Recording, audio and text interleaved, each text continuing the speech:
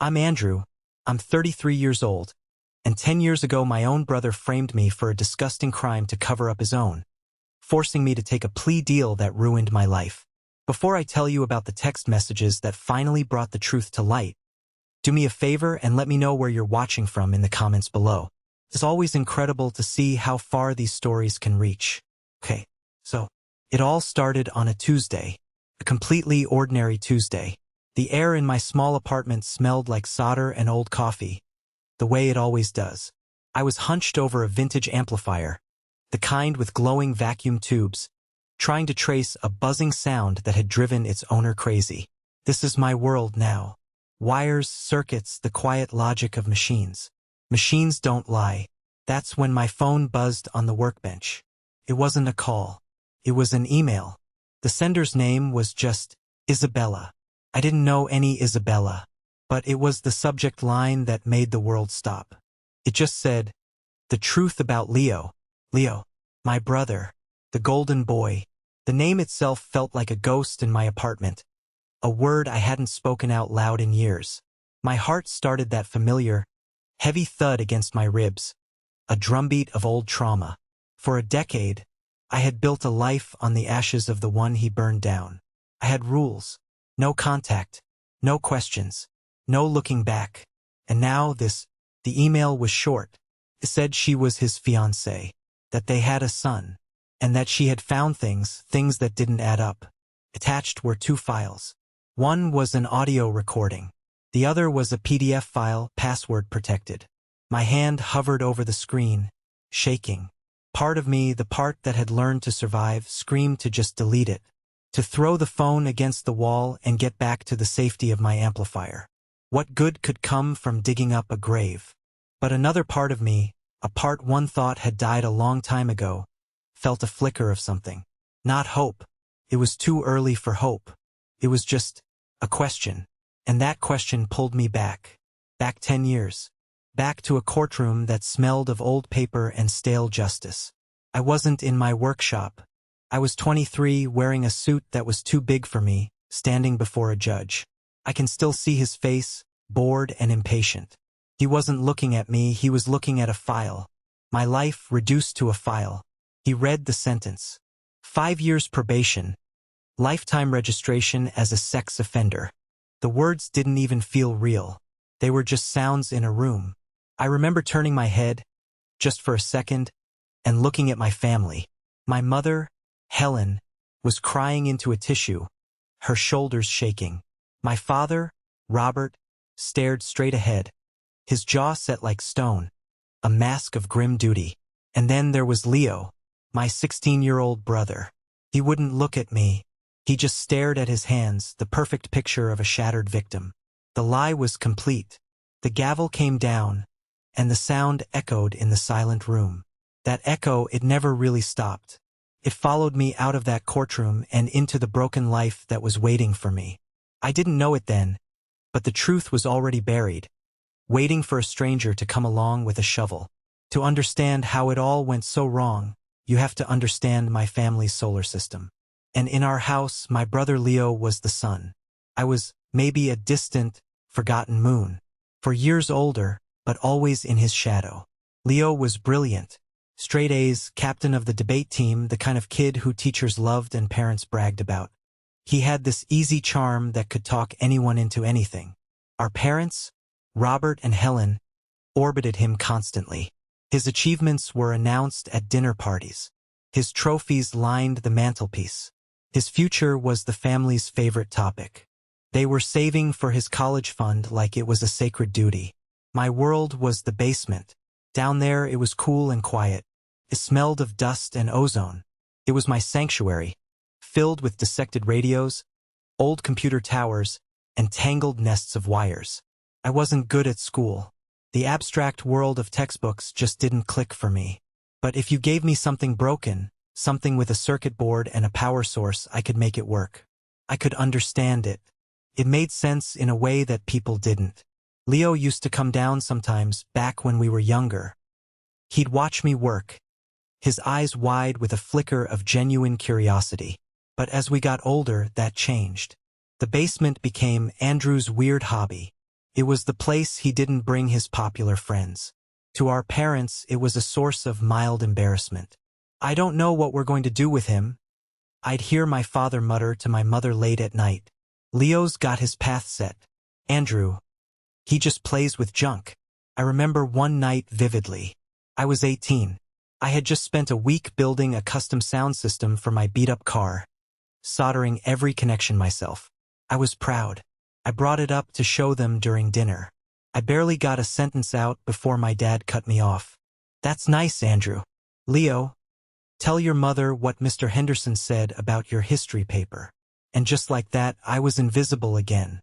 Leo launched into a story about his teacher predicting he'd get into an Ivy League school. My mom beamed.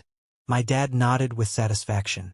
I just stood there for a moment, holding a speaker, feeling like a ghost in my own home. I didn't resent Leo, not really. How can you resent the sun? I just wished, for once, that someone would acknowledge my light, too, no matter how small it was. I quietly went back down to the basement. I didn't feel anger, just a quiet, hollow ache. The truth is, they had been setting the stage for Leo's lie for years. They had already decided who was valuable and who was disposable.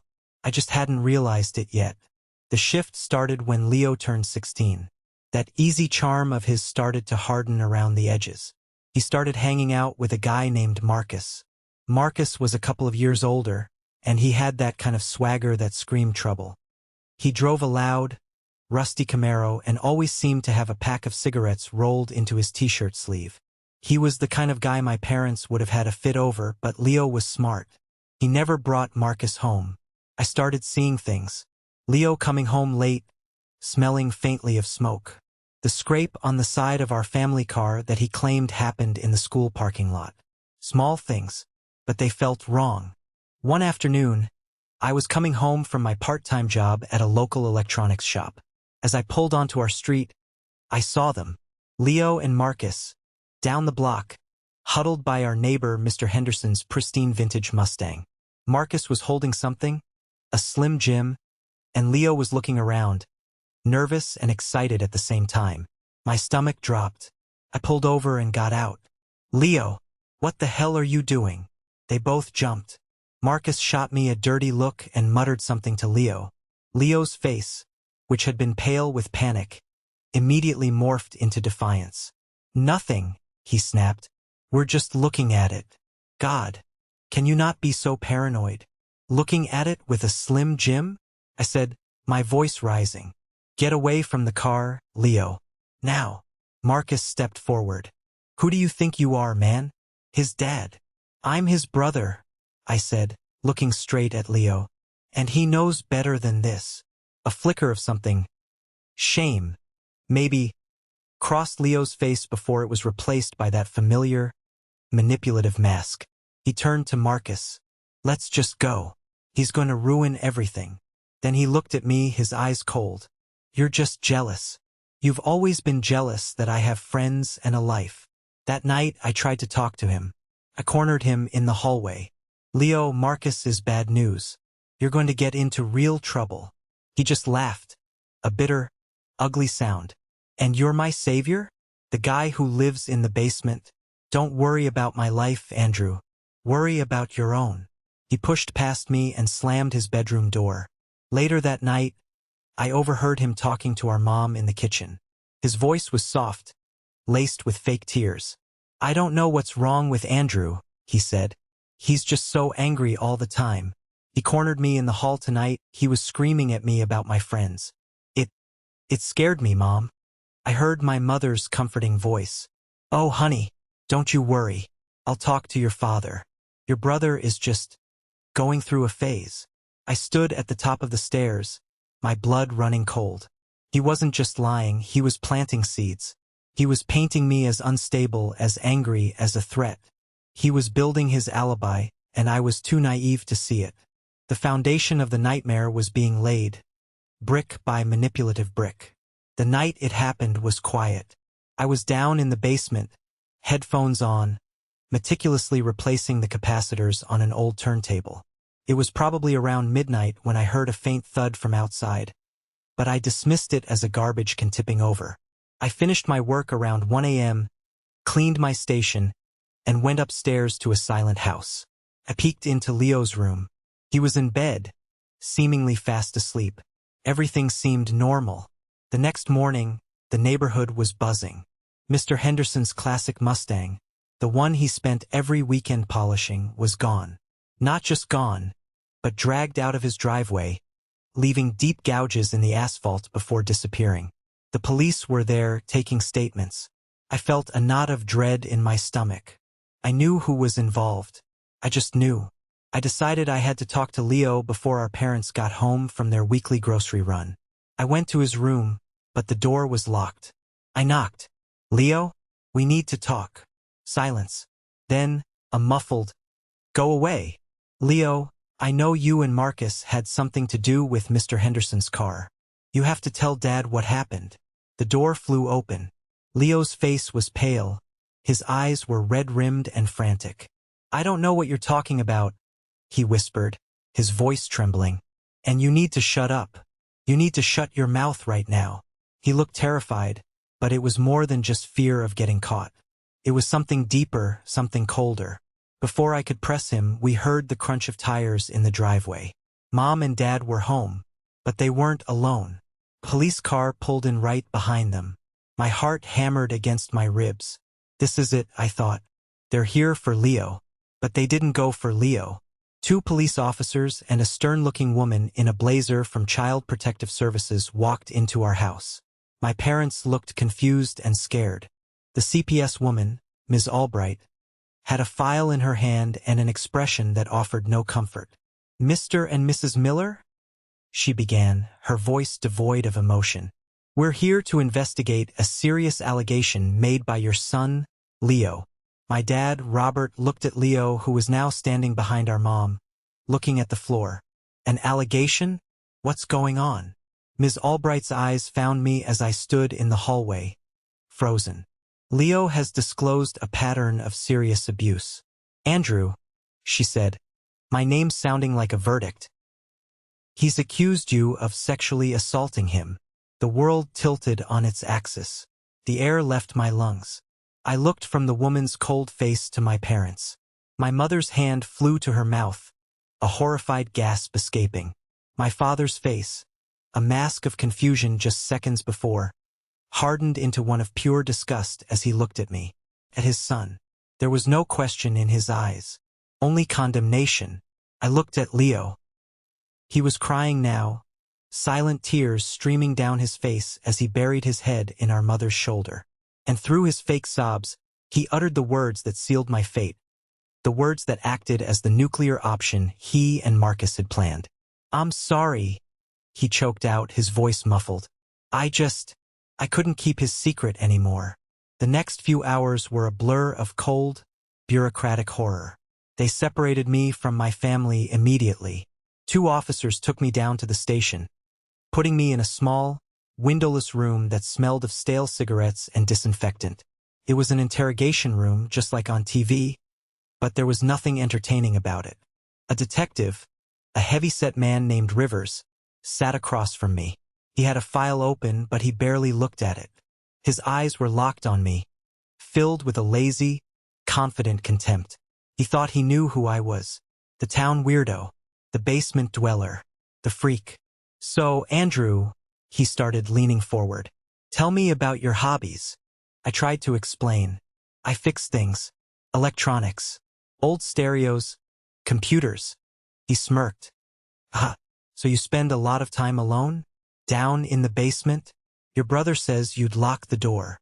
"For concentration," I said, my voice sounding weak even to my own ears. "You need a steady hand for soldering."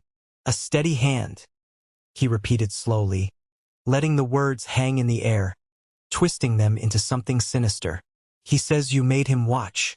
He says you told him it was your special place, your secret world." Every innocent detail of my life was being taken, examined, and reassembled into a monstrous narrative. My passion for electronics became a creepy obsession. My need for quiet became secretive behavior. My introverted nature became a sign of a predator. They brought my parents in. My father wouldn't even look at me. He just spoke to the detective. He's always been different, quiet, kept to himself. We never knew what he was thinking. He wasn't defending me. He was confirming their story. He was contributing to the character assassination. My mother just cried. "My poor Leo," she kept saying. "My poor baby." They finally allowed for a supervised meeting with Leo. We sat on opposite sides of a table, with Ms. Albright from CPS sitting between us. Leo looked small and fragile. He had dark circles under his eyes, as if he hadn't slept. He looked like the perfect victim. I just stared at him, my mind reeling. The car, Marcus, all of it was gone. This was the only thing in the room now. This giant, suffocating lie. "Leo," I said, my voice cracking. "Why? Just tell me why." He flinched. He looked up, and for a single, fleeting second our eyes met. In that moment I saw it. I saw the terrified 16-year-old kid who had gotten in way over his head. I saw the flicker of guilt, of regret. But it was gone as quickly as it came, replaced by a cold, hard resolve. He had chosen his path. He had to see it through. He looked away, turning to Ms. Albright. "I can't do this," he whispered, his voice trembling. "He's trying to manipulate me, just like he always does." And that was it. The performance was flawless. The trap was sprung. I wasn't just being accused of a crime. I was being erased. The person I was, the brother he knew, was being methodically replaced by a monster of his own creation. And everyone, absolutely everyone, was buying it. The system chews you up fast. I was assigned a public defender, a tired, overworked man named Mr. Davies whose suit looked as exhausted as he did.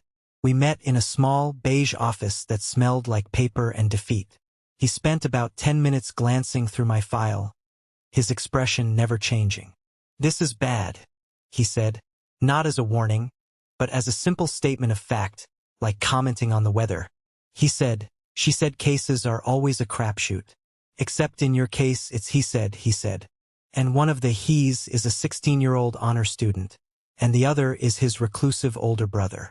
Who do you think a jury's going to believe?" "But it's a lie," I insisted, my voice desperate. "He's covering for something. I think he and his friend stole a car." Mr. Davies waved a dismissive hand. "A stolen car? The DA isn't talking about a stolen car. They're talking about 20 years in prison, Andrew. 20 years. And after that, you're a registered sex offender for the rest of your life. You'll never get a decent job, never live in a decent neighborhood. Your life, as you know it, will be over."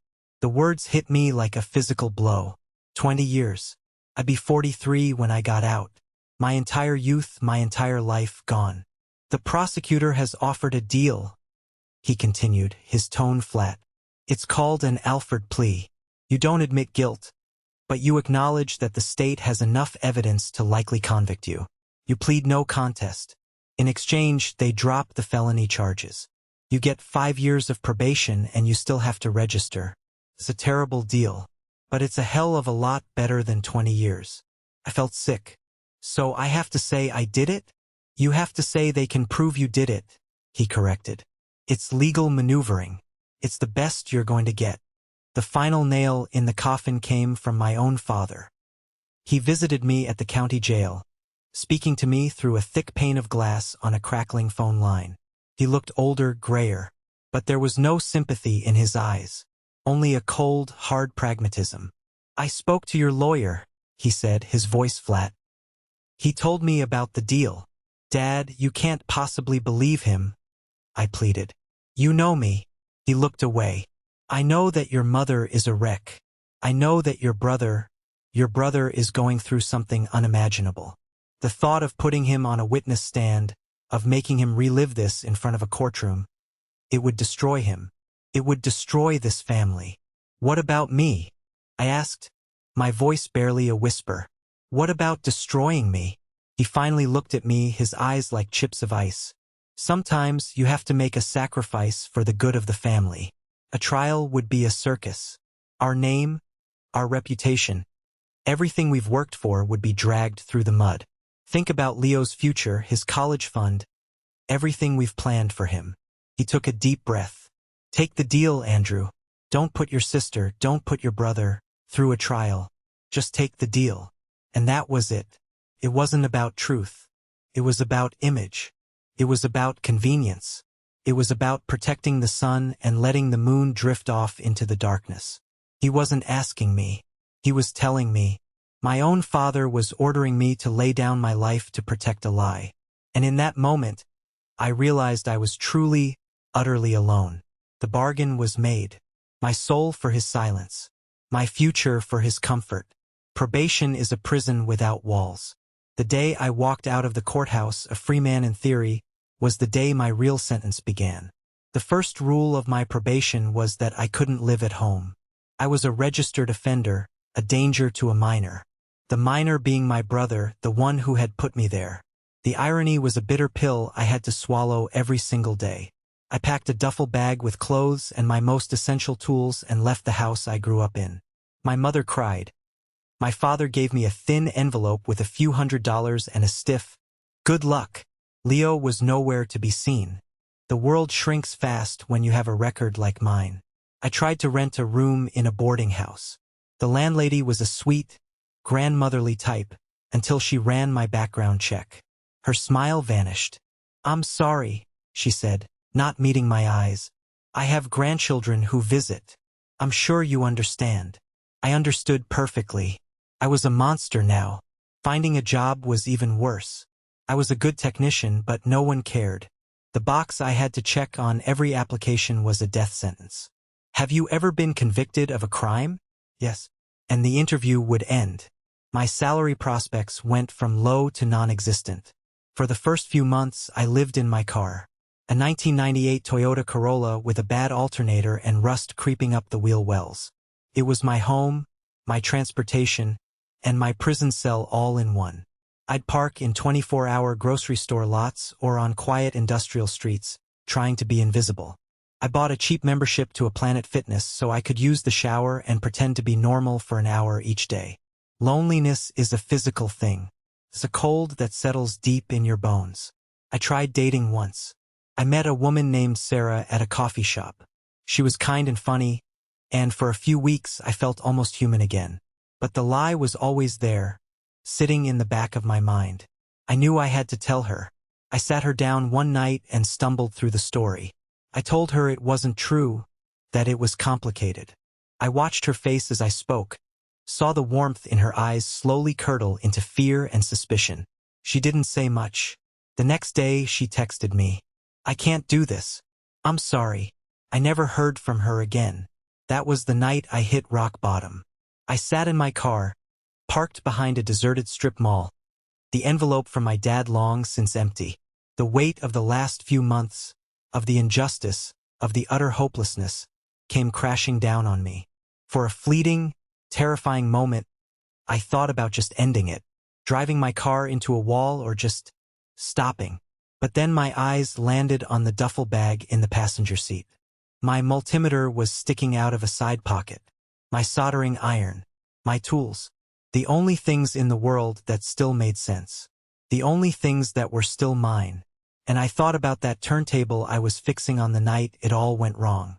It was still in the basement, unfinished. The thought was small, but it was enough. It was a flicker of a pilot light in the darkness. I wasn't done yet. They had taken my name, my family, my future. But they couldn't take this. They couldn't take what was in my hands and in my head. I started the car, the engine rattling in protest, and drove. I didn't know where I was going, but I knew I wasn't going to stop. For months, I scraped by on odd jobs for cash. Repairing broken vacuums, fixing lamps, anything people would pay me a few bucks for without asking for my last name. It was a meager existence, but I was surviving.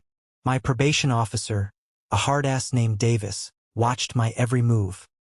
He'd show up unannounced at the cheap motel room I was finally able to afford, tossing the room, looking for any reason to violate me. He saw the label on my forehead and nothing else. One day, I was walking through a rundown industrial part of town when I saw it. A small, handwritten sign taped to the window of a dusty, cluttered electronics repair shop, "Help Wanted." The shop was called Chen's Electronics. It looked like it had been there since the dawn of time. I hesitated. I had been through this dozens of times. The hope, the forced smile, and then the inevitable rejection. But something pushed me forward. The worst they could do was say no. I was used to no. Inside, the shop was a wonderland of organized chaos. Shelves overflowed with schematics, components, and gadgets from every era. Behind the counter was a small, elderly Asian man with kind eyes and hands stained with a lifetime of work. This was Mr. Chun. I asked about the job. He looked me up and down, his gaze sharp. He asked me a few technical questions, things only a real technician would know. I answered them easily. He nodded, impressed. Then came the hard part. "There's something you should know," I said, my stomach twisting. "I have a record."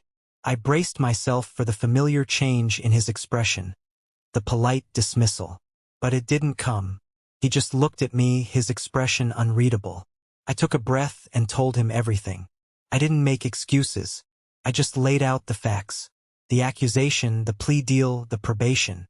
I ended by saying, "It wasn't true, but that's what the paper says." He was silent for a long time, just studying my face. I thought he was going to tell me to leave. Instead, he picked up a broken radio from the counter. "The amplifier circuit on this is shot," he said, his voice raspy. "How would you fix it?" I blinked, thrown off. I looked at the radio, and my brain switched into its comfort zone. Well, I began. First I'd check the power transistor for a short. If that's good, I'd test the voltage on the filter capacitors. I talked for 5 minutes. When I finished, he just nodded slowly. "You start tomorrow," he said. 8 a.m. In this shop, I do not care what the paper says. I care if your hands can fix what is broken. Your hands seem to know the truth. I stood there, speechless. For the first time in years, someone had looked past the label. Someone had seen me. I felt a stinging in my eyes, and I had to look away so he wouldn't see. I just muttered, "Thank you."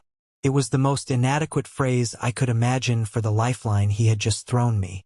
I didn't know it then, but that dusty little shop would become my home, and that quiet, wise man would become the father I never really had.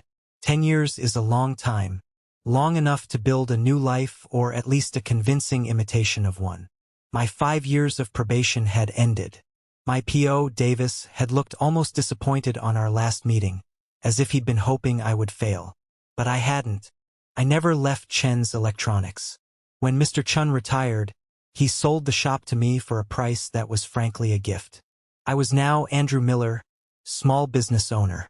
I had my own apartment, a real one with a lease in my name. I had a routine. I had peace. But it was a fragile peace, built on a foundation of silence and solitude. The shadow of my past was always there. Permanent roommate. That's why the email from Isabella felt like a wrecking ball. After my hands stopped shaking, I went back to it. I opened the email again on my laptop, the bigger screen making it feel more real, more dangerous. "My name is Isabella Rossi," it read. "I am Leo Miller's fiancé. We have a 5-year-old son, Liam. I'm writing to you because I believe a terrible injustice was done a long time ago." My breath hitched. She went on to explain. She'd known Leo for 6 years. He had told her about his past, about his troubled older brother. He had painted the same monstrous picture for her that he had for everyone else. And she had believed him. But then they had Liam. And as their son grew, she started to see things. She saw how easily Leo could lie, how he could twist situations to make himself the victim and little Liam the aggressor. He'd manipulate their son over small things.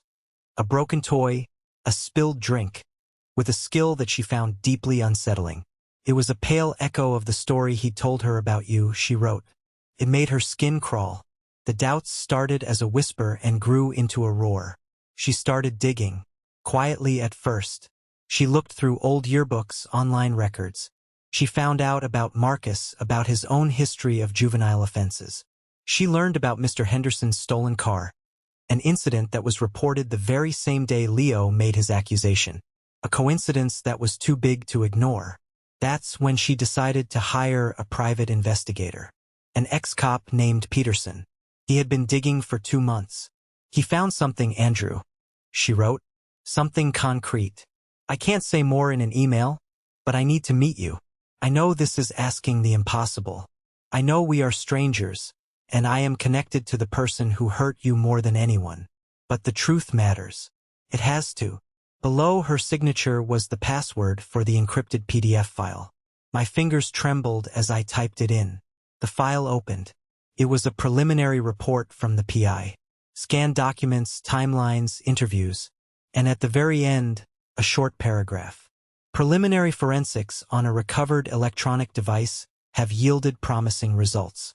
We have successfully retrieved a series of fragmented text messages from the relevant time period. Full restoration is pending. Text messages. My heart felt like it was going to beat out of my chest. I stared at the screen, at the clinical, detached language that held the key to my stolen life. 10 years of silence, and the past wasn't just echoing. It was screaming, and for the first time, I felt a terrifying, dangerous thing stirring within me. Hope. We met at a quiet, out-of-the-way diner halfway between my city and hers. The kind of place with vinyl booths and coffee that's been on the burner a little too long. I got there early, picking a booth in the back corner where I could watch the door. I felt like a spy in my own life story. Isabella arrived right on time. She was sharp, elegant, with eyes that were both intelligent and exhausted. She looked like a woman who hadn't been sleeping well for a long time. With her was an older man with the quiet, observant demeanor of a cop. This had to be Peterson, the PI. The introductions were awkward. A handshake felt too formal, but what else was there? We were three strangers bound together by a decade-old lie. Andrew, Isabella began, her voice soft but steady. Thank you for coming. I can't imagine how difficult this is. I just nodded, unable to form words yet. Peterson got straight to the point. He slid a folder across the table. It was thicker than the one she had sent me. What your brother did, he said, his voice a low gravel, was planned. It wasn't some panicked lie a kid tells. It was a calculated conspiracy to obstruct justice for a different crime. He laid it all out. He had tracked down Marcus, Leo's old friend. Marcus was now a mechanic in another state, trying to keep his head down. At first, he denied everything. But Peterson was persistent. He showed Marcus proof that he was looking into the stolen car, that the statute of limitations hadn't run out on certain related offenses. He applied pressure. And Marcus, seeing his own comfortable life on the line, finally broke. It was Leo's idea, Peterson said, quoting Marcus. All of it. The story that Marcus told was uglier than I could have imagined. That night, they hadn't just planned to joyride in Mr. Henderson's Mustang. They were going to strip it for parts. But they were clumsy. They'd crashed it into a ditch at the edge of town while trying to get it to a hidden garage. Panicked, knowing the police would eventually trace it back to them, Leo had come up with what he called his nuclear option. He told Marcus that his weirdo brother would be the perfect scapegoat. Peterson continued, his eyes on me. He said, "No one will ever believe him over me." He had been laying the groundwork for weeks, complaining to your parents about how you were angry and creepy. I felt a wave of nausea. It was even worse than I thought. It wasn't just a lie to get out of trouble. It was a character assassination, a premeditated destruction of a human being. Marcus was scared, Peterson said. He didn't want to go along with it, but Leo convinced him it was the only way. Leo told him exactly what to say if the police questioned him. He said he saw me acting strangely around Leo, that he was worried for him. He corroborated the whole damn story. My hands were clenched into fists under the table, my knuckles white. I had spent 10 years thinking Leo was just a weak, scared kid. But he wasn't. He was a monster. A cold, calculating monster who had sacrificed his own brother without a second thought. "This is all good," I finally managed to say, my voice hoarse. But it's still his word against mine and Marcus's. A jury might think Marcus is just trying to save his own skin. Peterson leaned back, a grim, satisfied look on his face.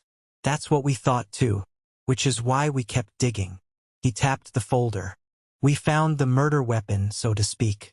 Marcus had kept his old phone from back then. A brick of a thing, thrown in a box of junk in his garage. He thought it was dead. But it wasn't. He opened the folder. Inside was a single, printed page. A forensic report. "We pulled the data off the SIM card," he said. "And we found the text messages." My eyes scanned the page. It was a transcript of a text message exchange between Leo and Marcus, dated the day after Mr. Henderson's car was stolen. The day my life ended. Reading it felt like watching a slow-motion car crash. "Leo, he's at the station. They took him." Marcus, "Holy shit, dude. Did it work?" Leo, "Like a charm. Mom and Dad bought it completely. They look at him like he's a monster." Marcus, "Are you sure about this, man? This is serious. Like really serious." Leo, "It's more serious if we get caught for the Mustang. This way, nobody even looks at us. You just stick to the story. You were worried about me. He was weird. Got it?" Marcus, "Ick. What if he tells them about the car?" Leo, "He can say whatever he wants. Who are they gonna believe? Me, the straight-A student, or the creepy loser who lives in the basement? I told you this is the perfect plan. I even put a little scratch on my arm myself," said he grabbed me. "For added effect." My vision blurred. He even put a little scratch on my arm himself. The detail was so small, so sociopathic. He hadn't just lied. He had directed his own twisted play, with props and everything. Marcus, "This is messed up." Leo, "What's messed up is you almost getting us caught. Just be cool. In a week, he'll take a deal and this will all be over. We're clear. Just remember, you owe me." I looked up from the page, my heart pounding a sick, heavy rhythm. There it was, in black and white. Premeditated conspiracy. The blueprint for my destruction. It was cold, clinical, and absolutely evil.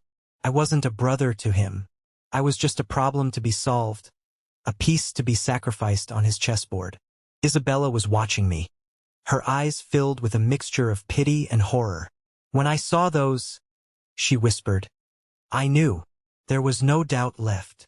She told me what happened next. She had waited until their son, Liam, was asleep.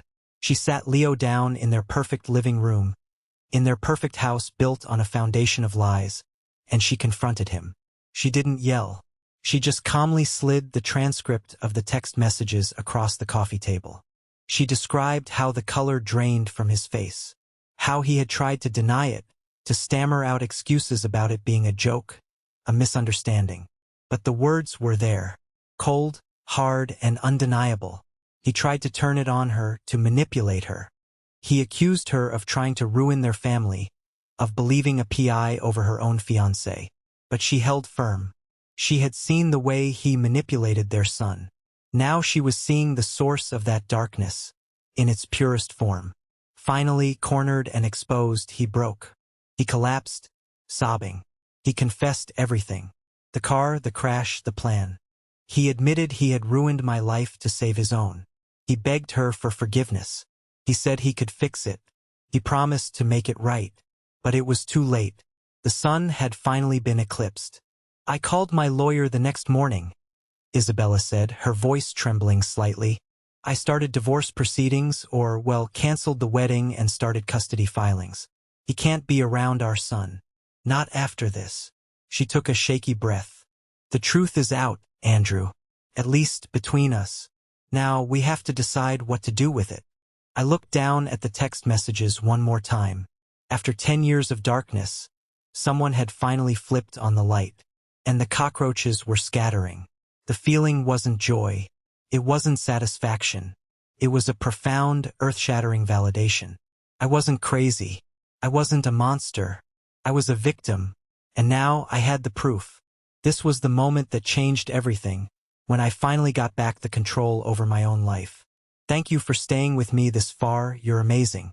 Please help me out by liking this video and commenting the number 1 down below, just so I know you've been on this journey with me. Not only does this help more people find this story, but it also lets me know that my experiences mean something to someone out there. Your support is the biggest motivation for me to continue sharing the rest of this journey. The legal system moves slowly, but with a confession and undeniable proof, even it has to move. Isabella's lawyer connected me with a pro bono innocence project. They took my case immediately.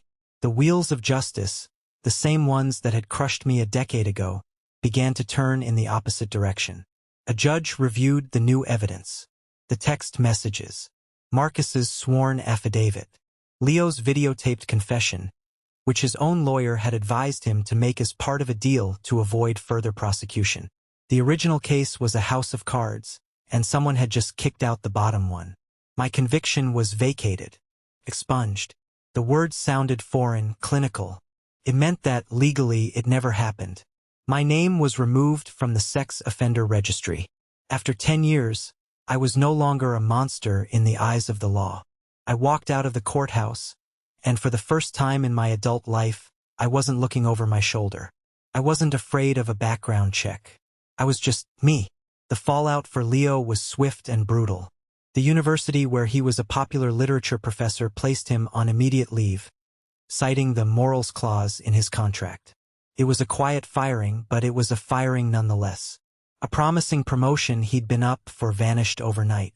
Isabella, true to her word, filed for full custody of their son, Liam, and with the evidence she had, Leo had no ground to stand on. The perfect life he had built was crumbling around him. The news spread through their small, suburban town like wildfire. The story was too juicy, too dark to ignore. The golden boy was a fraud. The perfect family was a sham. About a week after the exoneration, my phone rang.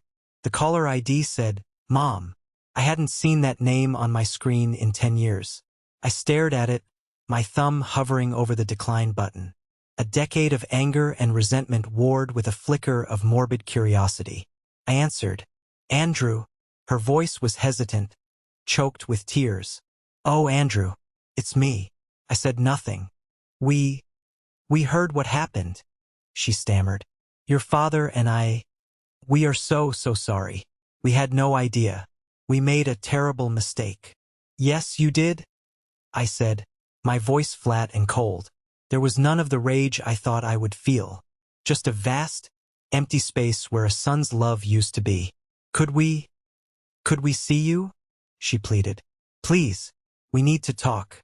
We need to see you." I should have said no. I should have hung up and blocked her number and never looked back. But a part of me needed one last scene. One final conversation. I needed to look them in the eyes, not as their broken, discarded son, but as the man who had survived them. "Fine," I said. "The steakhouse on the interstate. Saturday. 7 o'clock. I named the most public, neutral place I could think of. Then I hung up before she could reply. The steakhouse was loud and crowded, exactly as I'd hoped. It was a fortress of normalcy. My parents were already there, tucked into a booth in the corner. They looked old, not just 10 years older, but worn down, brittle. The scandal had clearly taken its toll. My mother started crying the moment I sat down. My father just stared at me, his face a jumble of emotions I couldn't decipher. Guilt, shame, maybe even fear. We ordered in near silence. The small talk was excruciating. The weather, the traffic, anything to avoid the 10-ton elephant sitting in the booth with us. Finally, after the waiter left, my father cleared his throat. He pushed an envelope across the table. It was thick. "Andrew," he said, his voice heavy. It's not enough. We know that, but it's a start. It's $50,000. To help you get back on your feet. To try and make things right." I didn't touch the envelope. I just looked at it. $50,000. Was that the price of my life? The going rate for a decade of pain and humiliation? I slowly pulled out my phone. I had saved screenshots of the text messages. I turned the screen toward them. "I don't want your money," I said, my voice quiet but carrying over the restaurant's din. "I want you to understand." I started to read Leo's words out loud. They look at him like he's a monster. What are they gonna believe? Me, the straight-A student, or the creepy loser who lives in the basement? I even put a little scratch on my arm myself, for added effect.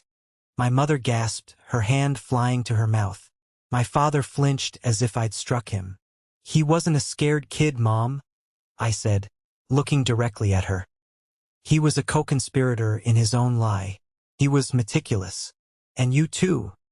You were his willing accomplices. We didn't know, she sobbed. He was just a child. He was our son. The words snapped something inside me. And what was I? I shot back, my voice dangerously low. I was 19, barely an adult myself. Where was my protection? Where was my benefit of the doubt? You didn't even hesitate. You threw me to the wolves to protect your perfect son and your perfect family name. I pulled up the sleeve of my left shirt, just enough to show the faint, silvery line on my wrist from that night in my car. A scar they had never seen. A pain they had never known. This, I said quietly, this is what your mistake cost. My mother saw it. Her face went ashen. She made a choking sound, stood up abruptly, and stumbled toward the restroom. My father just sat there, his face buried in his hands. For the first time in my life, I saw my father, Robert Miller, the man of stone, completely and utterly broken. The power dynamic in our family had just shifted. Forever. I left them in the restaurant. I didn't take the envelope. I didn't say goodbye. I just walked out into the cool night air and drove away, feeling nothing but the strange, clean emptiness of a final ending. A few days later, my curiosity got the better of me. That $50,000. It seemed like such a specific, large amount for my parents to have on hand. My father was a comfortable middle manager, not a millionaire. It felt off. My exoneration came with a small team of legal aides who were helping me tie up loose ends. I called one of them, a young, sharp paralegal named Maria. I asked her a hypothetical question. When someone is exonerated after a wrongful conviction, is there ever any kind of compensation from the state? Absolutely, she said immediately. It depends on the state, but there's almost always a restitution fund for victims of wrongful incarceration or coerced pleas. Based on your case, you'd likely be entitled to a significant sum. Why do you ask? My blood ran cold.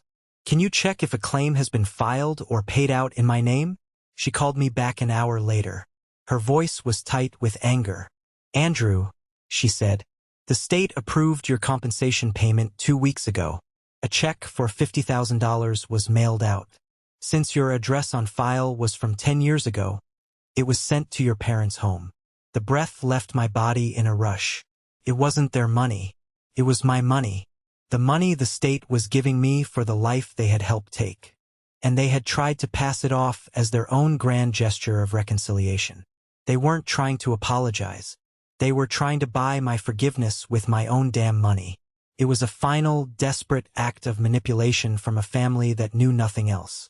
That was the moment I realized that their talk of protecting the inheritance or the family name was just a cover. This was about control. It had always been about control.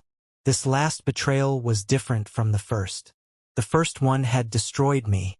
This one liberated me. It severed the last, threadbare cord of familial obligation I might have felt. They weren't just flawed, mistaken people. They were rotten to the core. There was nothing left to salvage. There was no relationship to mourn. It was like I was finally witnessing the funeral of the family I thought I had, and I felt nothing but relief. I called a courier service. I had them pick up the check from my lawyer, who had already intervened to get it from my parents, and deliver it to their house. Tucked into the envelope, I included a simple, handwritten note. I don't need your money. I don't need anything from you, ever again. That night, for the first time in 10 years, I slept without nightmares. The ghosts were gone. They hadn't been exorcised by forgiveness or understanding. They had been banished by the cold, hard, and wonderfully liberating truth. I was finally, completely, free of them. 1 year can change everything. The city I had lived in held too many ghosts, too many streets that reminded me of sleeping in my car, too many faces that looked at me with pity. With the real compensation money, which turned out to be significantly more than the initial check, I made a clean break.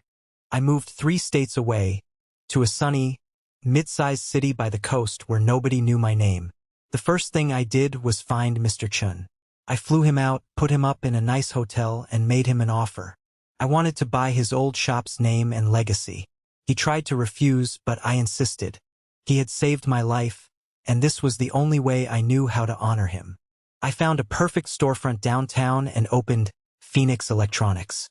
The name felt right, rising from the ashes and all that.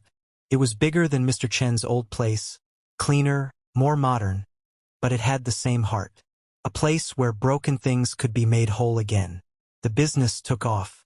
My reputation for being able to fix anything, especially vintage audio gear, spread quickly among collectors and musicians.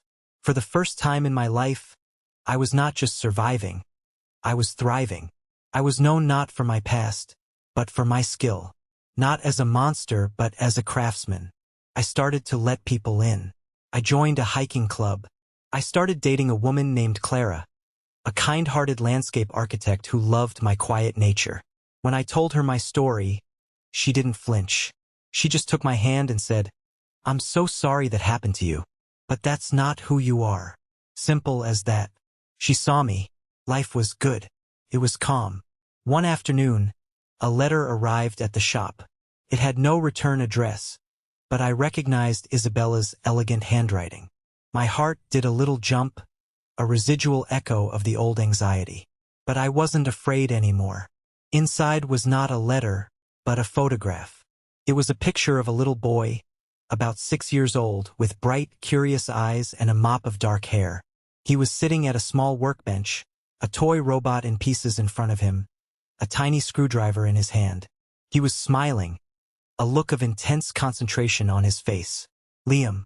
I turned the photo over. On the back, Isabella had written a short note. "Andrew, he's a lot like you. He loves taking things apart to see how they work. I tell him all about his uncle, the genius who can fix anything. I told him you are a strong, kind man who went through something terrible and came out the other side. He's proud of you. I am too. Thank you for giving us the truth. Isabella." I stared at the picture for a long time. This little boy, my nephew, would grow up knowing a different story. He would know the truth. The cycle of lies and manipulation was broken. My suffering had not been for nothing. It had paved the way for something better for the next generation. A future built on truth, not secrets. A genuine, unforced smile spread across my face. I taped the picture to the wall above my workbench, right next to a photo of Mr. Chan and me on the day we opened the new shop. My past and my future. My real family. It's funny how life works out. I spent so many years defined by a single catastrophic event. My life was divided into 2 parts, before the lie and after. But now, standing here in my own shop, the air smelling of solder and opportunity, it feels different. I'm not just the after. I'm something new entirely. The shop is doing well. I've even hired a couple of young techs, kids who are hungry to learn. I see the same fire in their eyes that I had in that basement all those years ago. But I make sure they know their work has value. I make sure they feel seen. I don't think about my biological family much anymore. They're not a source of anger or pain. They're just gone. They've become irrelevant to my story. The final chapter belonged to me, not them. About 6 months ago, I got one last letter. This one was from Leo. It was a long, rambling apology, full of words like remorse and atonement. He wrote about how he was in therapy, how he was trying to understand the darkness inside him. He said he didn't expect me to forgive him, but he hoped that one day I could. I read the whole thing standing by the trash can in my kitchen, and when I was done, I just let it drop. I didn't feel anger. I didn't feel pity. I felt absolutely nothing. Forgiving him felt like a chore, and honestly, he didn't deserve to take up any more of my time, not even in my thoughts. His apology wasn't for me. It was for him, a way to make himself feel better. I wasn't interested in being a part of his healing journey. I was too busy living my own. Sometimes a customer will bring in a device that seems hopelessly broken. They'll say, "I think it's a lost cause. Maybe I should just throw it away." And I always smile and take it from them. "Let's plug it in," I'll say. "Let's see if there's still a light on inside." Because I've learned that you can't judge the whole machine by its battered casing. I've learned that even after the worst short circuit, After the power has been cut for a very long time, there's always a chance you can fix what's broken. Sometimes you just have to rebuild it yourself, piece by piece. Thank you so much for listening to my story. I know it was a long one, but it means the world to me that you stuck around to the end. I hope this story reached you in some way. Have you ever had a moment that completely changed the course of your life? I'd be honored if you'd share your thoughts in the comments below. And please, don't forget to like and subscribe so you don't miss what comes next.